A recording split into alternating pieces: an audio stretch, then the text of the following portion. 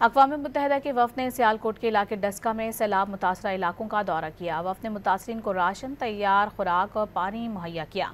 वफ़द ने इंतज़ामिया के हमरा कश्ती में मुतासरा इलाकों का 2 घंटे तक जायज़ा लिया।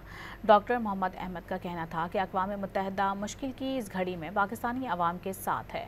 मकामी इंतज़ामिया के रेस्क्यू और रिलीफ इक़दामात काबिल सताइश हैं। सैलाबी सूरत हाल मौसमियाती तब्दीली का मज़हर है और पाकिस्तान उससे शदीद मुतासिर हुआ है। अक़वाम मुत्तहिदा के वफ़द ने सियालकोट के इलाके डस्का में सैलाब मुतासरा इलाकों का दौरा किया। वफ़द ने मुतासरीन को राशन, तैयार खुराक और पानी मुहैया किया। वफ़द ने इंतज़ामिया के हमरा कश्ती में मुतासरा इलाकों का 2 घंटे तक जायज़ा लिया। डॉक्टर मोहम्मद अहमद का कहना था कि अक़वाम मुत्तहिदा मुश्किल की इस घड़ी में पाकिस्तानी अवाम के साथ है। मकामी इंतज़ामिया के रेस्क्यू और रिलीफ इक़दामात काबिल सताइश हैं। सैलाबी सूरत हाल मौसमियाती तब्दीली का मज़हर है और पाकिस्तान उससे शदीद मुतासिर हुआ है।